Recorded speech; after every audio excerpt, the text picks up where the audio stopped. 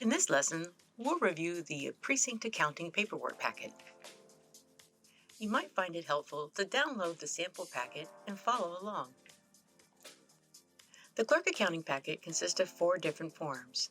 First is the directions to the warehouse, the election day seals log, ballot and precinct accounting forms, and then the clerk's comments. We're going to review the election day seals log and the ballot and precinct accounting form.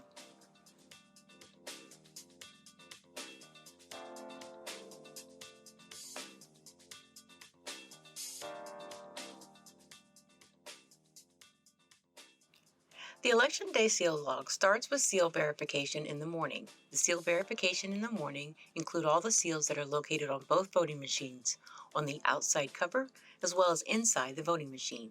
2 people will need to verify these seals.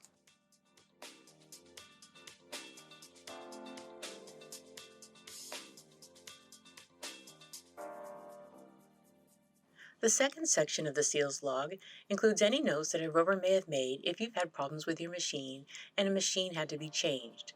If you change your machine, of course, you change the seal numbers.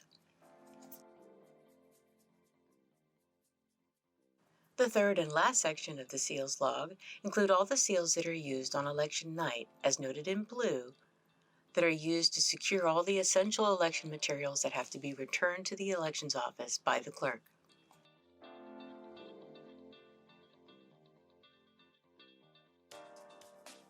In the morning, we'll verify the seals that are on the ballot transfer cases. Once the seals have been verified and the box is open, you'll want to remove all the packs of ballots and verify the count to make sure that you have received the correct amount of ballots. All of your ballots are precinct specific.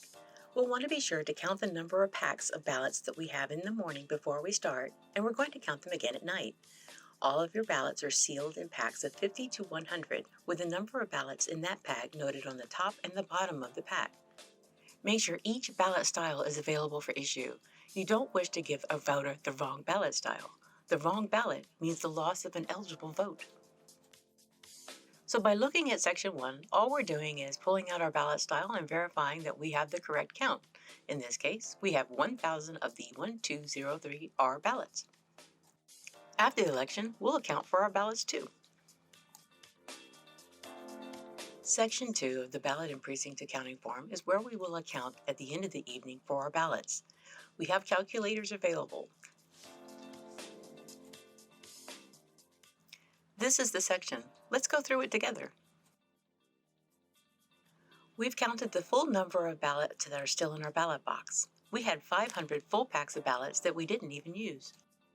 Now let's count the ballots that are in the room, the ballots that are loose on the ballot distribution table or the clerk's table. How many voided ballots are in the white voided ballot envelope? We had 15 ballots in our red unscanned ballot envelope.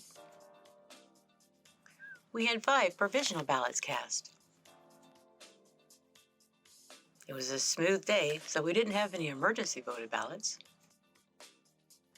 So when we total all of those up, we have 880 ballots in our room.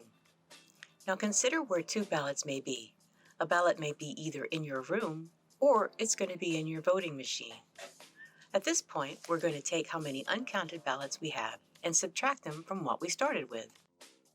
Once we subtract, we have a total of 1,070.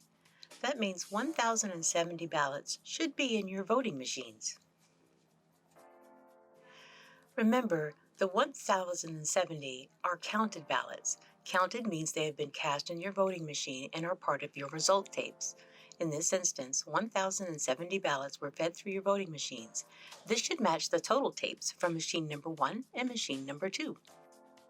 We'll find out when we complete Section 3 of our ballot and precinct accounting form.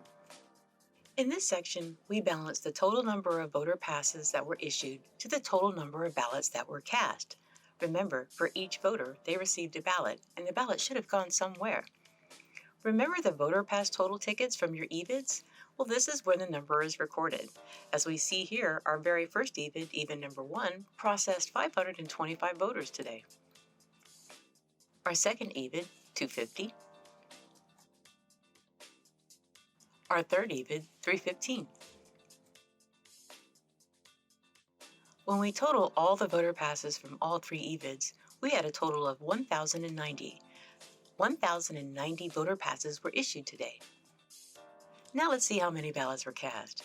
Remember the result tapes that are produced by your voting machines? Well, this is where they're recorded.